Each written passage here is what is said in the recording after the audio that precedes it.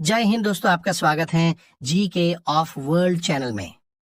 तो अब भारत ने मालदीव को ठिकाने लगाने की तैयारी शुरू कर दी है और भारत मालदीव को ऐसा सबक सिखाने वाला है जिससे मालदीव दसियों साल तक नहीं उभर पाएगा। और दूसरी सबसे बड़ी बात यह है कि इसमें चीन की भी पूरी तरह इन्वॉल्वमेंट रहने वाली है। भारत ने इसकी शुरुआत एक बहुत बड़े कदम से की है और भारत की यह तैयारी मालदीव की अर्थव्यवस्था को काफी ज्यादा नुकसान पहुंचाने वाली है। जैसा कि आपको पता होगा कि कुछ महीने पहले जैसे ही मालदीव के नए प्रेसिडेंट मोहम्मद मुइज्जू हुए हैं, उन्होंने भारत के सभी सैनिकों को निकालने का दांव दिखाना शुरू कर दिया है। और मालदीव जो अभी तक अकड़ रहा था और उनको भारत के 77 सैनिक भारी पड़ रहे थे, अब उन गलती की भरपाई खुद मालदीव करने वाला है।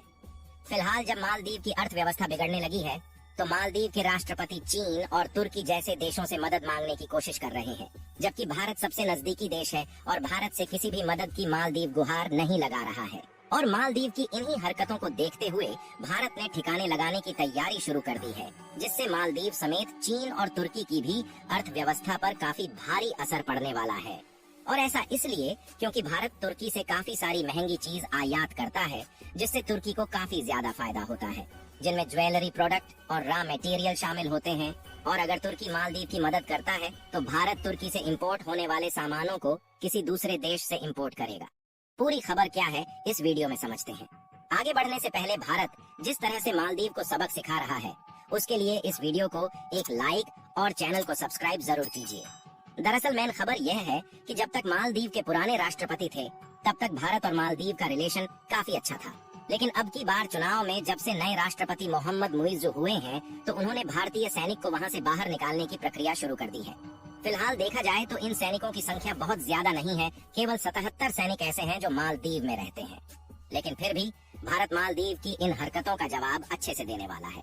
आपको बता दें कि मालदीव की ज्यादातर अर्थव्यवस्था टूरिज्म सेक्टर से बनती है, क्योंकि मालदीव में ज्यादातर लोग घूमने के लिए जाते हैं। और अगर देखा जाए तो मालदीव भारत से सबसे ज्यादा निकट है, इसीलिए भारत के ज्यादातर टूरिज्म मालदीव घूमने जाते हैं, जिससे मालदीव की अर्थव्यवस्था में एक बहुत बड़ा योगदान जाता है। यानी कि कहने का मतलब ये है कि मालदीव की लगभग पूरी अर्थव्यवस्था टूरिज्म सेक्टर पर टिकी हुई है, और वह भी केवल भारत के बलबूते।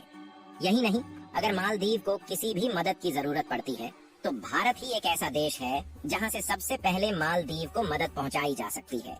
अगर आप इस मैप को ध्यान से देखेंगे तो आपको पता चलेगा कि मालदीव भारत से सबसे ज्यादा नजदीक है। खैर, इसके पास में श्रीलंका भी है, लेकिन उसकी दूरी भारत की अपेक्षा कहीं ज्यादा है और श्रीलंका से भी मालदीव के रिलेशन अच्छे नहीं है, जिससे श्रीलंका भी मालदीव को किसी विकट परिस्थिति में मदद नहीं करने वाला है। भारत ने मालदीव को सीधा सबक सिखाते हुए टूरिज्म सेक्टर को घटाने की प्रक्रिया को शुरू कर दिया है। दरअसल हुआ ये है कि भारत के प्रधानमंत्री नरेंद्र मोदी कुछ दिनों पहले लक्षद्वीप में टूरिज्म के रूप में गए थे, जहां पर वे लक्षद्वीप के नए नए लोगों से मिलते हैं और वहां के सौंदर्य का आनंद लेते हैं। यानी कुल मिलाकर यह सारी चीज मालदीव के विरुद्ध की जा रही है। मतलब ये है कि लक्षद्वीप भी मालदीव से कई गुना ज्यादा सुंदर जगह है, जहां पर टूरिज्म सेक्टर को बढ़ावा दिया जा सकता है। और देखा जाए तो इसकी दूरी मालदीव से कई गुना कम है, जहां पर मालदीव की अपेक्षा कम खर्चे में टूरिस्ट आ जा सकते हैं। अब जब टूरिज्म मालदीव जाने की बजाय लक्षद्वीप के दौरे पर जाने लगेंगे तो मालदीव की अर्थव्यवस्था पूरी तरह से बिगड़ जाएगी। अगर देखा जाए तो अभी भी मालदीव अपने पैरों पर पूरी तरह से खड़ा नहीं हुआ है और वह तुर्की और चीन से कर्जा मांग रहा है, जिससे वह अपनी अर्थव्यवस्था को व्यवस्थित रख सके। एक रिपोर्ट के मुताबिक भारत तुर्की को खाने पीने की वस्तुओं के अलावा ऑटोमोबाइल पार्ट्स सप्लाई करता है, और जब मालदीव तुर्की से हाथ मिला रहा है तो भारत इससे काफी ज्यादा नाराज है और भारत आने वाले समय में तुर्की को भी सप्लाई बंद कर सकता है, क्योंकि भारत को तुर्की के अलावा कई सारे देश का फ्री मार्केट एक्सेस मिला हुआ है, जहां पर हम अपने प्रोडक्ट का एक्सपोर्ट कर सकते हैं। यानी कि कुल मिलाकर भारत को इससे कोई भी नुकसान नहीं होने वाला है। अगर मान लीजिए तुर्की सारे सेक्टर में मालदीव की मदद करता भी है तो भी मालदीव को इंपोर्ट के लिए ज्यादा कास्ट चुकानी होगी, क्योंकि मालदीव की दूरी भारत की अपेक्षा तुर्की से कई गुना ज्यादा है।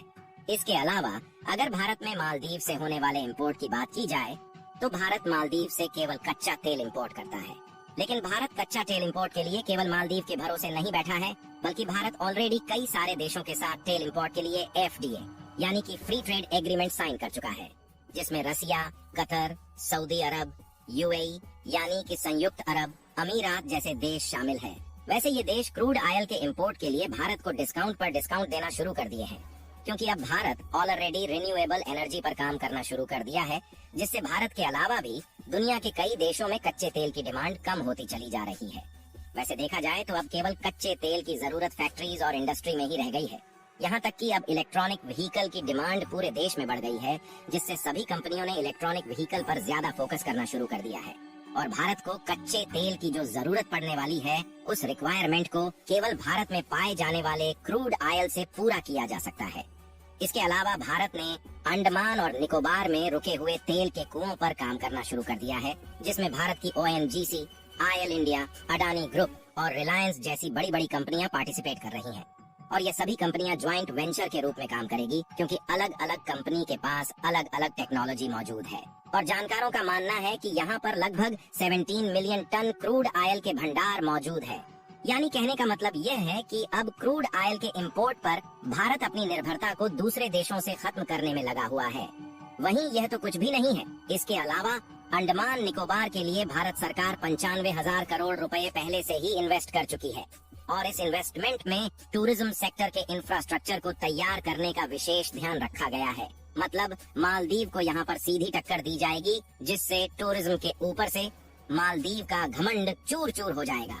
और इसके नतीजे आपको इसी साल यानी कि 2024 के शुरुआती दौर में देखने को मिलने वाला है।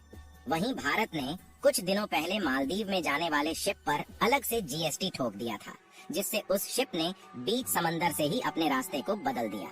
अगर आप देखें तो पहले मालदीव लगभग पूरी तरह भारत पर डिपेंड हुआ करता था, लेकिन अब मालदीव अपनी अकड़ से बाज नहीं आ रहा है। और इसकी अकड़ को ठिकाने लगाने के लिए भारत की तैयारी पूरी तरह से पीक पर है। बाकी आप लोग अपनी राय कमेंट में बताइए कि क्या इससे मालदीव वाकई में ठिकाने लगने वाला है या नहीं। और भारत के इस महान कारनामे के लिए इस वीडियो को एक लाइक जरूर कीजिए और इस वीडियो को अपने मित्रों तक शेयर करें, ताकि उन्हें भी जानकारी मिल सके। और चैनल को सब्सक्राइब करके बेल नोटिफिकेशन को ऑल पर जरूर रखें।